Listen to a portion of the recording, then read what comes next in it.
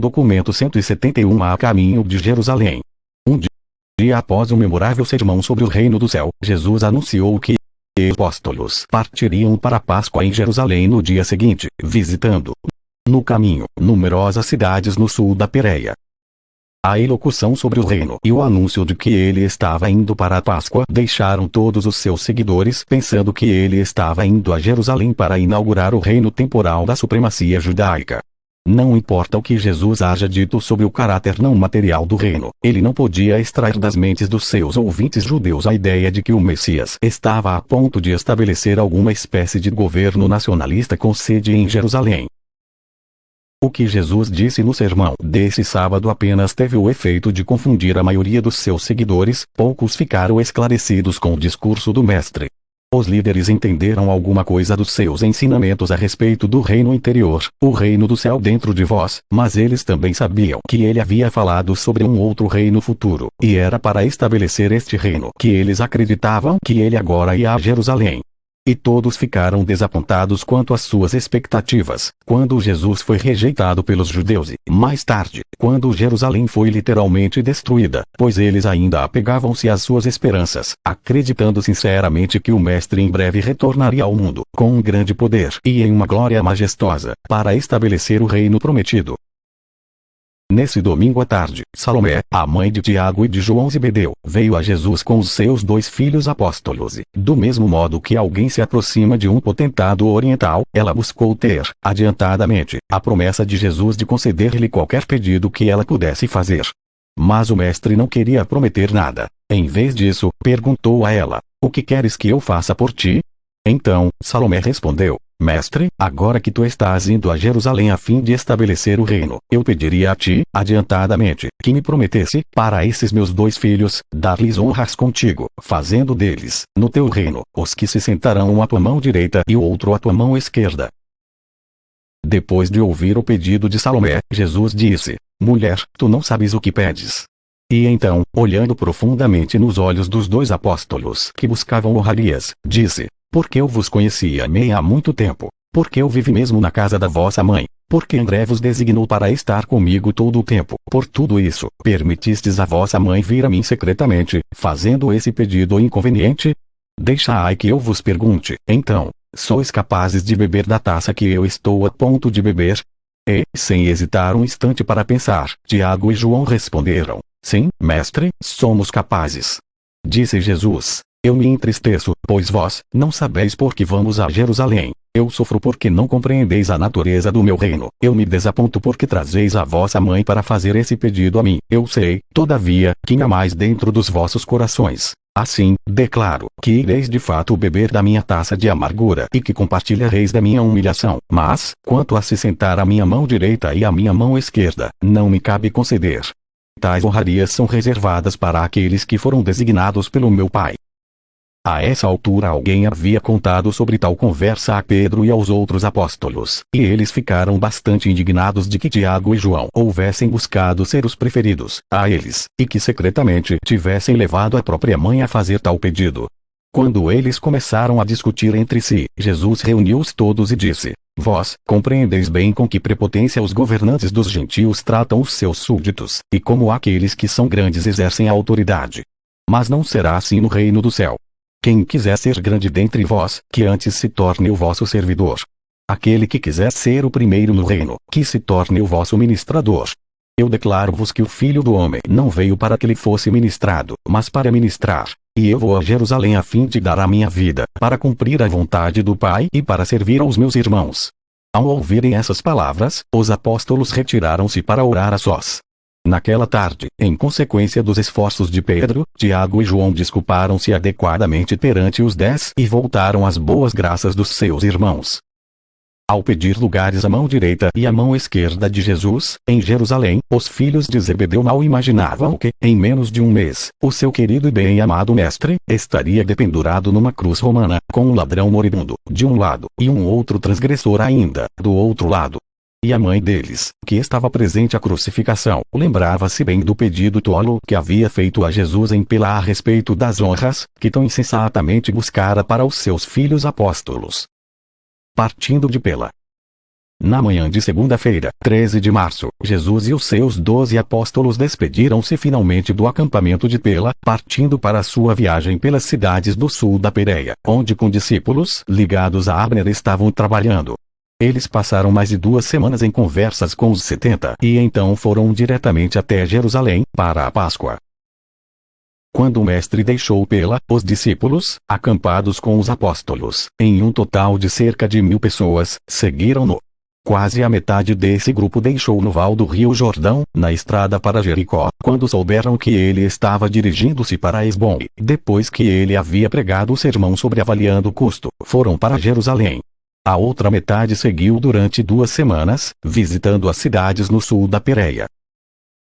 A maior parte dos seguidores imediatos de Jesus compreendeu, de um modo geral, que o acampamento em Pela havia sido abandonado, mas eles pensaram que isso indicava realmente que o seu mestre afinal estava com a intenção de ir a Jerusalém e fazer valer as suas pretensões ao trono de Davi. Uma grande maioria dos seus seguidores nunca foi capaz de captar nenhum outro conceito do reino do céu. Não importava o que Jesus lhes ensinasse, eles não abandonariam essa ideia judaica de um reino. Agindo sob as instruções do apóstolo André, Davi Zebedeu encerrou o acampamento dos visitantes em Pela, na quarta-feira, 15 de março. Nesse momento quase 4.000 visitantes residiam ali, e isso não incluía as mais de 1000 pessoas que permaneceram com os apóstolos, naquilo que era conhecido como o acampamento dos instrutores, e que foram para o sul com Jesus e os 12. Apesar do contragosto de fazê-lo, Davi vendeu todo o equipamento para numerosos compradores e seguiu com os fundos para Jerusalém, entregando o dinheiro subsequentemente a Judas Iscariotes. Davi esteve presente em Jerusalém durante a trágica última semana, levando a sua mãe consigo, de volta a Betsaída, depois da crucificação. Enquanto esperava por Jesus e pelos apóstolos, Davi hospedou-se na casa de Lázaro, em Betânia, e ficou profundamente perturbado pela maneira com que os fariseus haviam começado a perseguir Lázaro e a atormentá-lo, desde a sua ressurreição. André tinha instruído Davi a parar com o serviço dos mensageiros. Isso foi interpretado por todos como uma indicação inicial de que o reino iria logo ser estabelecido em Jerusalém. Davi viu-se sem um emprego, e havendo quase decidido a tornar-se o defensor voluntário de Lázaro, aconteceu que o objeto da sua solicitude indignada fugiu às pressas para Filadélfia. Em consequência, algum tempo depois da ressurreição de Jesus e também depois da morte da sua mãe, Davi dirigiu-se para Filadélfia, havendo primeiro ajudado Marta e Maria a vender as suas propriedades. E lá, em associação com Abner e Lázaro, Davi passou o restante da sua vida, tornando-se o supervisor financeiro de todos aqueles grandes interesses do reino, que teve o seu centro na Filadélfia durante a vida de Abner. Pouco tempo depois da destruição de Jerusalém, a Antioquia tornou-se a sede do cristianismo paulino, enquanto a Filadélfia permaneceu como o centro do reino do céu abneriano.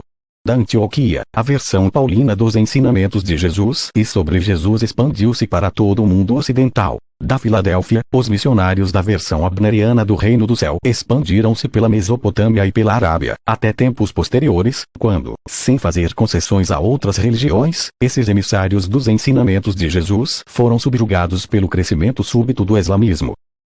Sobre a avaliação do custo. Quando Jesus e o grupo de quase 1000 seguidores chegaram ao val de Betânia, no rio Jordão, algumas vezes chamado de Betabara, os seus discípulos começaram a compreender que ele não estava indo diretamente a Jerusalém. Enquanto, hesitantes, debatiam entre si próprios, Jesus subiu em uma imensa pedra e pronunciou aquele discurso que se tornou conhecido como avaliando o custo. O mestre disse: de agora em diante, vós, que quereis seguir-me, deveis aceitar pagar o preço da dedicação sincera a fazer a vontade do meu Pai. Se quiserdes ser meus discípulos, deveis estar dispostos a abandonar pai, mãe, esposa, filhos, irmãos e irmãs. Se um de vós quiser agora ser meu discípulo, deverá estar disposto a abandonar até mesmo a sua vida, exatamente como o Filho do Homem está a ponto de oferecer a sua vida para completar a missão de cumprir a vontade do Pai na terra e na carne. Se não estiverdes dispostos a pagar o preço integral, dificilmente podereis ser discípulos meus. Antes de continuardes, todos vós, deveríeis assentar para avaliar o que pode custar ser meu discípulo. Qual de vós quererá assumir a construção de uma torre de vigia nas suas terras, sem antes avaliar o custo, para ver se possui dinheiro suficiente para completar a obra? Se errar ao calcular esse custo, depois que houver lançado a fundação, poderá descobrir que não é capaz de terminar aquilo que começou. Desse modo, todos os vizinhos irão debochar dele, dizendo: vede, esse homem começou a construir, mas não foi capaz de terminar a sua obra. E, então, qual rei se prepara para fazer uma guerra contra um outro rei e não se senta e pede conselho sobre se será capaz, com 10.000 homens apenas, de fazer frente ao outro que tem 20.000 homens? Se o rei não tem recursos para enfrentar seu inimigo, estando despreparado, ele envia um embaixador a esse outro rei, mesmo estando a uma grande distância, para pedir os termos da paz. Agora, então, cada um de vós deve sentar e avaliar o custo de ser discípulo meu. De agora em diante, não podereis mais seguir-nos, ouvindo o ensinamento e presenciando os trabalhos. Ser-vos-á exigido enfrentar perseguições amargas e prestar testemunho do Evangelho mesmo sob desapontamentos arrasadores. Se não estiverdes dispostos a renunciar a tudo o que sois e dedicar tudo o que possuirdes, então não sois dignos de ser meus discípulos.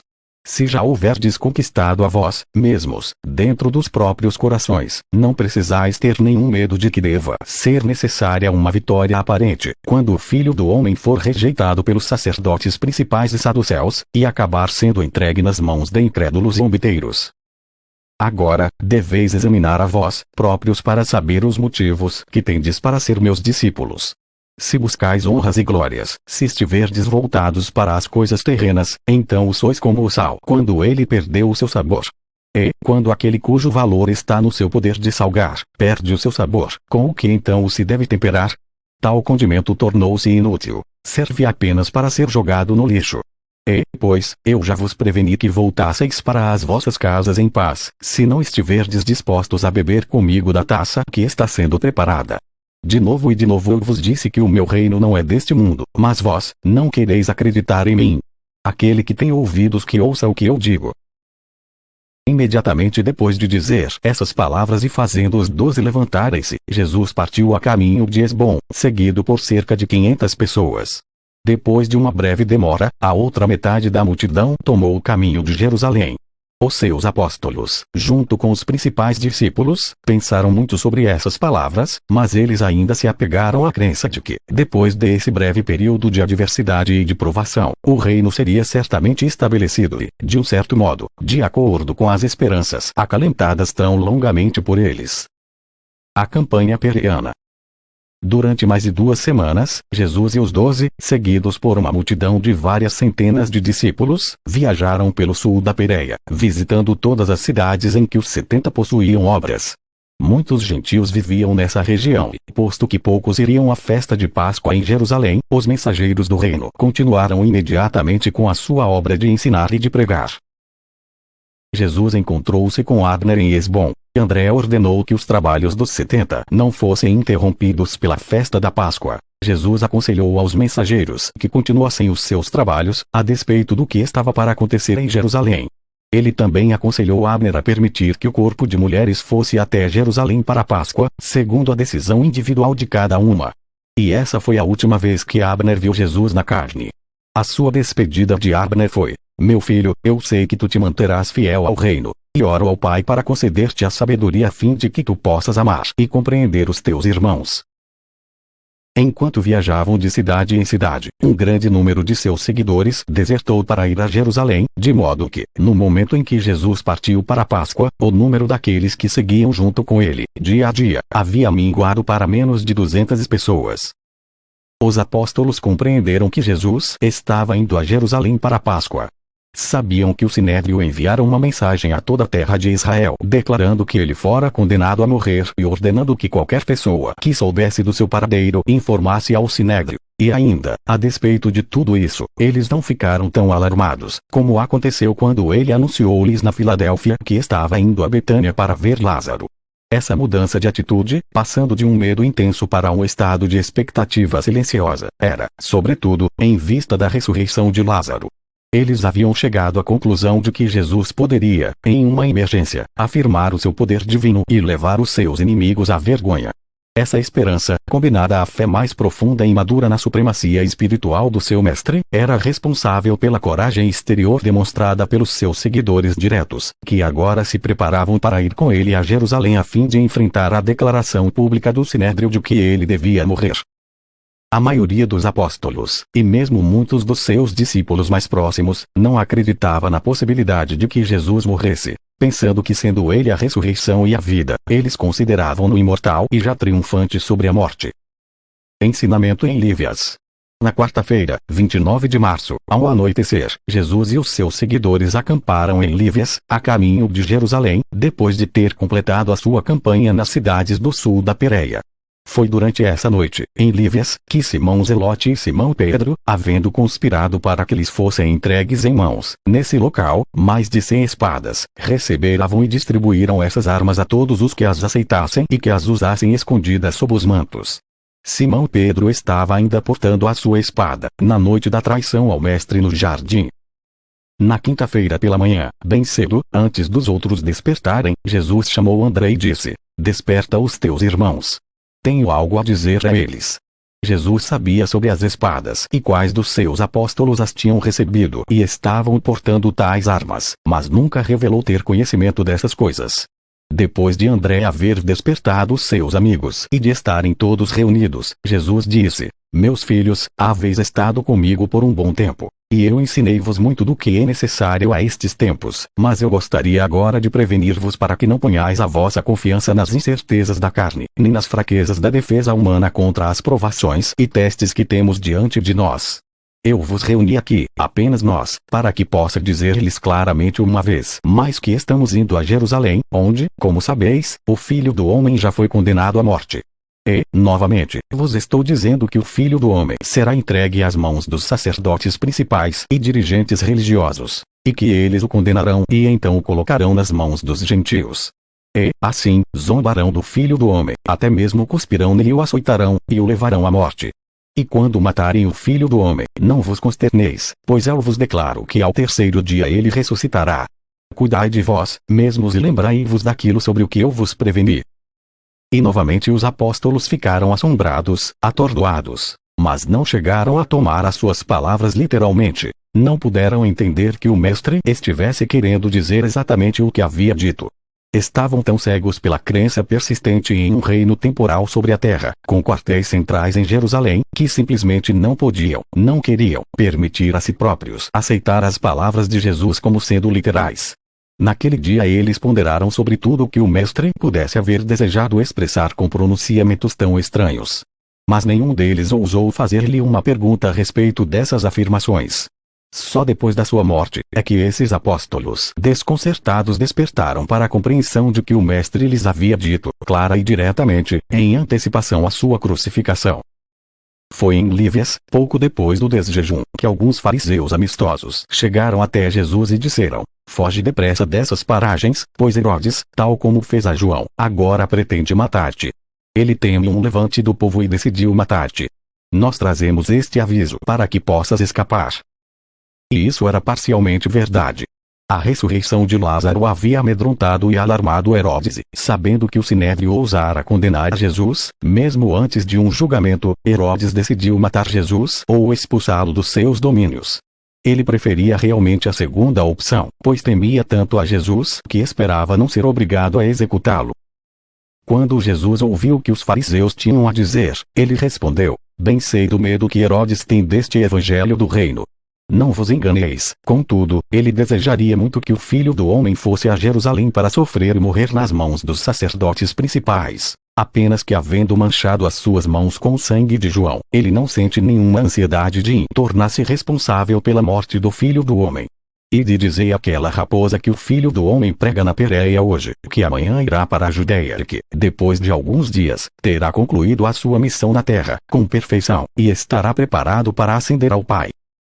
Então, voltando-se aos seus apóstolos, Jesus disse: "Desde os tempos da antiguidade, os profetas têm perecido em Jerusalém, e será apenas conveniente que o Filho do Homem vá até a cidade da casa do Pai para ser oferecido como preço do fanatismo humano e como resultado do preconceito religioso e da cegueira espiritual.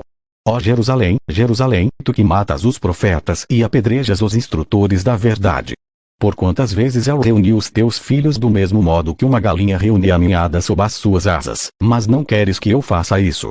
Vê, a tua casa está a ponto de te deixar desolada. Tu desejarás muitas vezes ver-me, mas não verás. Tu, então, irás procurar-me, mas não me encontrarás. E, quando terminou de falar, ele voltou-se para aqueles que estavam ao seu lado e disse: Vamos então, apesar de tudo, a Jerusalém, assistir à Páscoa e fazer o que nos convém, a fim de satisfazermos a vontade do Pai nos céus. Era um grupo confuso e desnorteado de crentes aquele que seguiu Jesus até Jericó, nesse dia. Nas declarações de Jesus sobre o reino, os apóstolos podiam discernir apenas aquela nota de trunfo final. Eles não se dispunham a chegar a compreender os avisos de um revés iminente.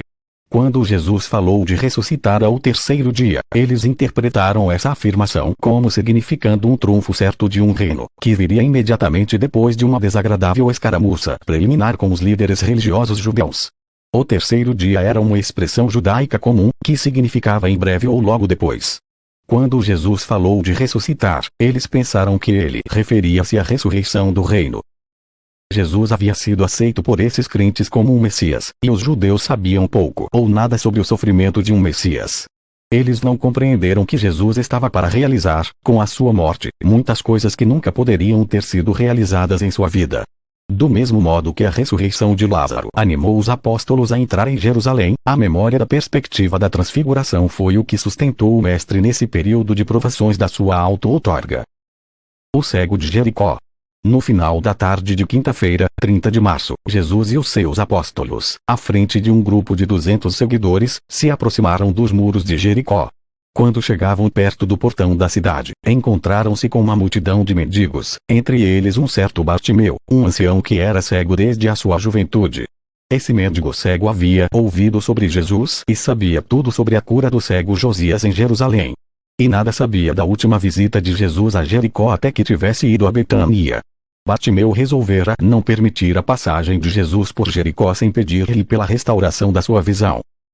As novas da aproximação de Jesus haviam sido anunciadas em Jericó, e centenas de habitantes afluíram para encontrá-lo. Quando a grande multidão retornou acompanhando o mestre à cidade, Bartimeu, ouvindo o pesado tropel do povo, soube que algo inusitado estava ocorrendo e, assim, perguntou àqueles que estavam perto dele sobre o que estava acontecendo. E um dos mendigos respondeu: Jesus de Nazaré está passando.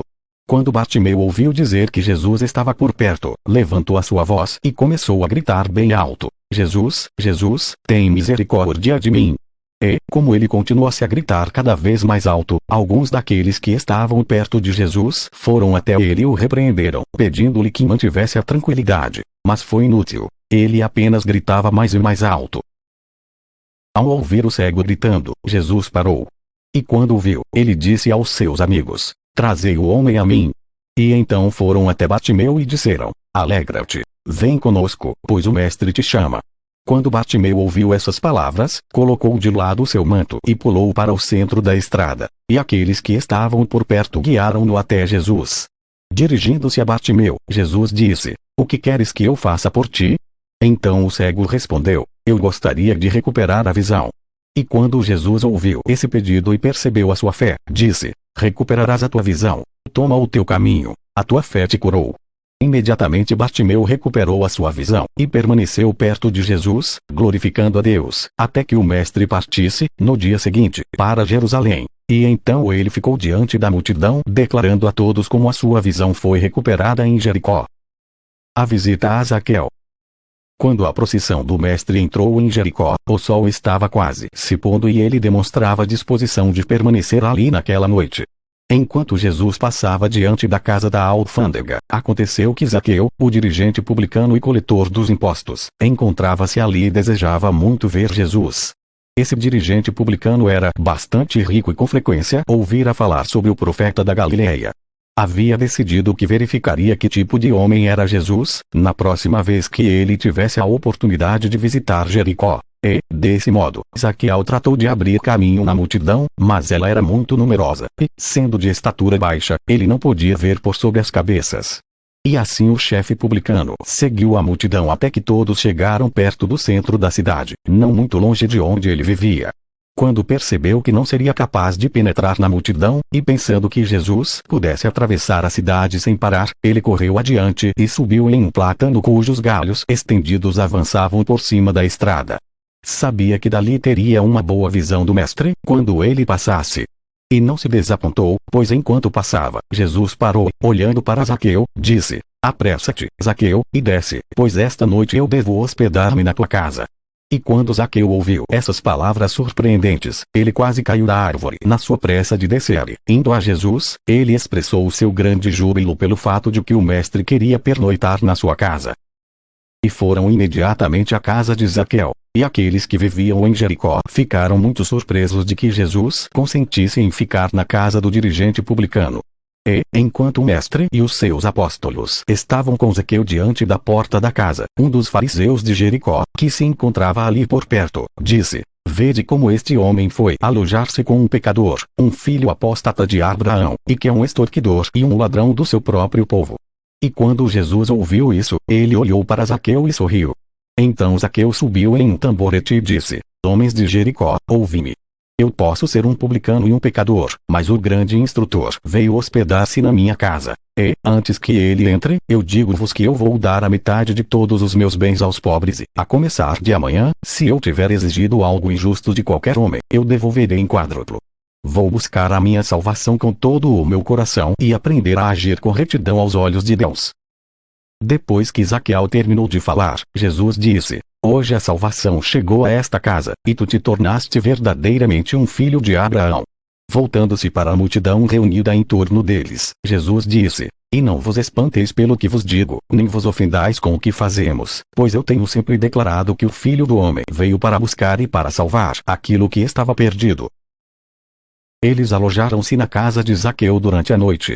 Na manhã seguinte levantaram-se, e dirigiram-se a Betânia, pela estrada dos ladrões, a caminho da Páscoa em Jerusalém. Enquanto Jesus passava, Jesus distribuía alegria em todos os lugares por onde passava. Estava cheio de graça e de verdade. Os seus seguidores nunca cessavam de admirar-se com as palavras agradáveis que vinham da sua boca.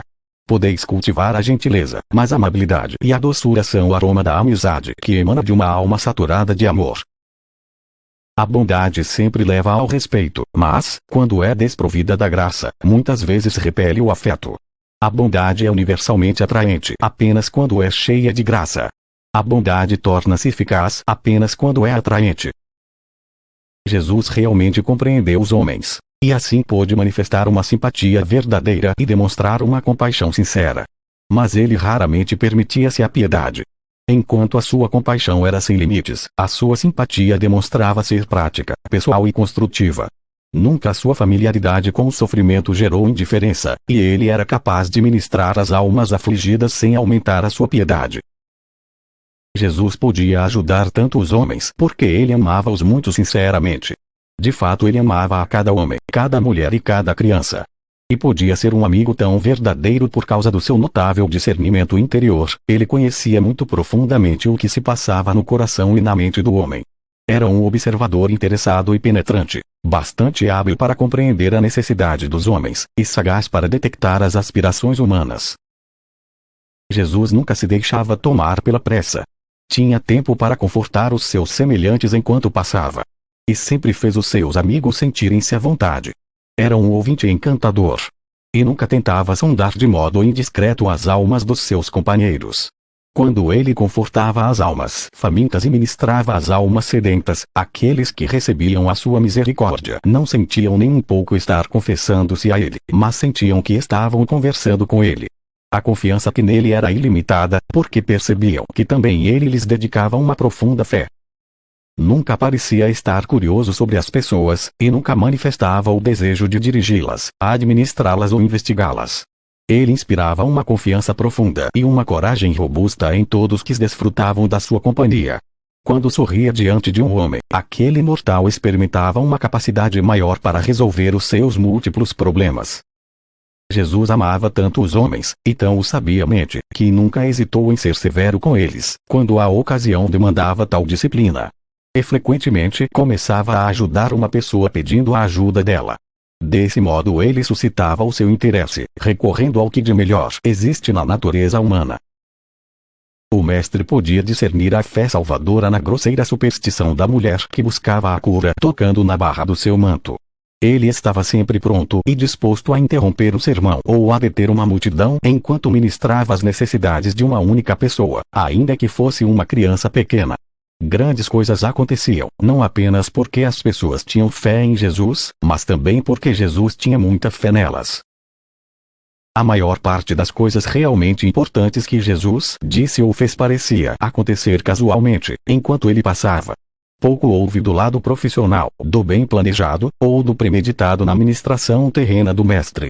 Ele dispensava e espalhava saúde e felicidade, natural e graciosamente, na sua jornada pela vida. Era literalmente certo que ele caminhava fazendo bem. E cabe aos seguidores do Mestre, em todas as idades, aprender a ministrar à medida que passam, para fazer o bem, sem egoísmo, enquanto vão cumprindo seus deveres diários. A parábola das minas. Eles não saíram de Jericó senão perto do meio-dia, pois estiveram acordados até tarde na noite anterior, enquanto Jesus ensinava a Zaqueu e a sua família o evangelho do reino. O grupo parou para almoçar quase a meio caminho da estrada ascendente para Betânia, enquanto a multidão passava para ir a Jerusalém, não sabendo que Jesus e os apóstolos iam permanecer essa noite no Monte das Oliveiras.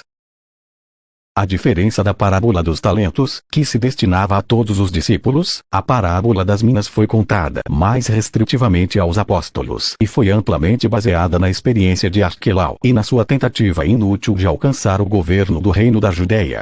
Esta é uma das poucas parábolas do Mestre que se baseia em um personagem real da história. Não era de se estranhar que eles tivessem pensado em Arquelau, porquanto a casa de Zaqueu em Jericó estava muito próxima do adornado palácio de Arquelau, e o seu aqueduto corria ao lado da estrada pela qual eles tinham saído de Jericó. Disse Jesus: Pensais que o Filho do Homem vai a Jerusalém para receber um reino, mas vos declaro que estáis fadados ao desapontamento.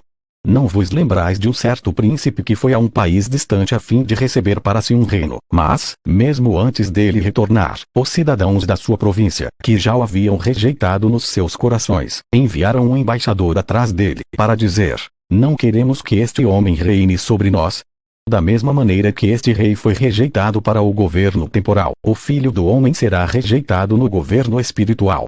E novamente eu declaro que o meu reino não é deste mundo. Mas se ao Filho do Homem houvesse sido concedido o governo espiritual desse povo, ele teria aceitado tal reino das almas dos homens e teria reinado sobre o domínio dos corações humanos. Não obstante haverem rejeitado o meu governo espiritual sobre eles, eu voltarei, para receber de outros, este reino do Espírito que agora me é negado. Vós vereis o Filho do Homem ser rejeitado hoje, mas, em uma outra idade, aquilo que agora os filhos de Abraão rejeitam, será recebido e exaltado. E, agora, como um nobre homem rejeitado dessa parábola, eu gostaria de chamar diante de mim meus 12 servidores, administradores especiais, para entregar nas mãos de cada um a soma de uma mina, e seria bom admoestar-vos para que todos prestem bastante atenção às minhas instruções a fim de que possais negociar diligentemente com o capital que vos foi confiado durante a minha ausência, para que tenhais como justificar a vossa administração quando eu voltar, pois então o será exigida de vós, uma prestação de contas. E, mesmo se este filho rejeitado não retornar, um outro filho será enviado para receber este reino, e esse filho então o chamará a todos vós, para receber o vosso relatório de administração e para ficar alegre com os vossos ganhos. Quando esses administradores foram reunidos, subsequentemente, para uma prestação de contas, o primeiro adiantou-se e disse: Amo, com vossa mina eu fiz mais 10 minas. E o seu senhor disse-lhe: Bem feito, sois um bom servidor. Por haverdes demonstrado fidelidade nessa questão, eu dar-te-ei autoridade sobre 10 cidades. E o segundo veio, e disse: A vossa mina, deixada comigo, amo, fez 5 minas. E o Senhor disse: Do mesmo modo eu falo-ei dirigente de 5 cidades. E assim foram os outros, até o último dos servidores, o qual, ao ser chamado, reportou-se: Amo, veja, aqui está a tua mina, que mantive com segurança enrolada neste guardanapo. E fiz isso por temor. Eu acreditava que fosses pouco razoável, vendo que recolhes de onde nada depositaste e que procuras colher onde não semeaste. Então disse o Senhor: Tu, servidor negligente e infiel, te julgarei segundo tua própria boca. Tu sabias que eu colho onde aparentemente não semeei e, portanto, tu sabias que essa conta seria exigida de ti. Sabendo disso, deverias ao menos ter dado o meu dinheiro a um banqueiro, para que no meu retorno pudesse eu tê-lo com os juros adequados. E então o governante disse àqueles que aguardavam: Tirai o dinheiro deste preguiçoso e dai àquele que tem 10 minas. E quando eles lembraram ao Senhor que o primeiro servidor já tinha 10 minas, ele disse: a todo aquele que tem será dado mais, mas daqueles que não têm, mesmo aquilo que tem, ser-lhes atirado. E então os apóstolos buscaram saber a diferença entre o significado dessa parábola e o daquela parábola anterior dos talentos, mas Jesus apenas diria, em resposta às muitas perguntas: ponderai bem essas palavras nos vossos corações, para que cada um de vós encontre o seu verdadeiro significado. Foi Natanael que também ensinou o significado dessas duas parábolas nos anos seguintes, reunindo seus ensinamentos nestas conclusões. A aptidão é a medida prática das oportunidades da vida. Vós nunca sereis considerados responsáveis pela realização daquilo que está além da vossa aptidão. A fidelidade é a medida infalível da confiabilidade humana. Aquele que é fiel nas coisas pequenas também deverá demonstrar fidelidade em tudo que seja compatível com os seus dons. O mestre concede uma recompensa menor pela fidelidade menor, quando há igualdade de oportunidades. Ele concede uma recompensa igual por uma fidelidade igual, quando há menor oportunidade. Quando terminaram o almoço, e depois que a multidão de seguidores havia ido para Jerusalém, Jesus, permanecendo diante dos apóstolos, à sombra de uma saliência de rocha ao lado da estrada, com dignidade jovial e com uma majestade plena de graça, apontou com o dedo para o oeste, dizendo: vinde, meus irmãos, entremos em Jerusalém, para receber ali o que espera por nós. Assim cumpriremos a vontade do Pai Celeste em todas as coisas. E assim Jesus e os seus apóstolos retomaram essa viagem, a última que o Mestre faria a Jerusalém à semelhança da carne do homem mortal.